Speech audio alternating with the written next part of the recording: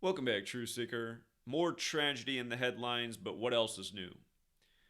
Again, when the ads aren't running, when the news comes back, it's almost always another negative, low vibration story. And so often it is centered around death and murder.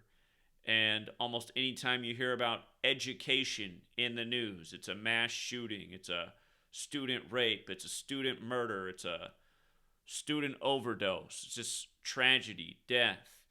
And again, these stories weigh the most on the minds of the young people. Again, like I continue to say, what is it to be a young student in school? Where schools are starting to look more like prisons, more security checks, more active shooter drills. Again, they want society in a low vibration. They want society impacted by these stories. It's why over 2/3 of adults are now on anti anxiety and antidepressant medication. And it's a crazy stat, but it's true. So, anyhow, the latest story, University of Georgia nursing student found dead on campus. They believe she was jogging, and it's being investigated as a murder.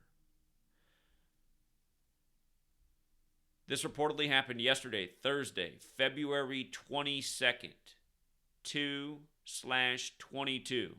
And the young woman's name is the young 22-year-old woman found dead on the 22nd of the month is Laken Hope Riley. And apparently her body was found near a lake. Laken Hope Riley. Hope. Almost like a sick joke. But Laken Hope Riley in Gematria equates to 222. And again, that song out there, Murder by Numbers, where killing's as simple as ABC is 1, 2, 3. That other song out there, Gematria, the killing name. They had to report in the story that her body was found 38 minutes after the hour. At approximately, it says, at approximately 38 minutes after the hour. It doesn't sound very approximate, it sounds very specific. And as we know in Gematria, death, murder, killing, RIP, they all have that 38 value. When JFK was killed, when they first broke the news, they said some 38 minutes ago. Go back and look at the first broadcast of JFK's death. That's the way they come at you. Some 38 minutes ago. Again, why is it day after day these stories are perfectly structured numerologically? And why is it that the same patterns are used over and over? Is there even a Laken Hope Riley? Is this even a real person? Could it just be contrived news to create the low vibration? At the end of the day, the impact is done. It's just another tragic story that's going to weigh on the minds of many people who take it in. I can only imagine all the young women on the college campuses of the United States who have an extra bit of anxiety in their bodies. Young women who jog. Oh my God, could it happen to me? I remember my mom. My mom's impacted by every news story growing up.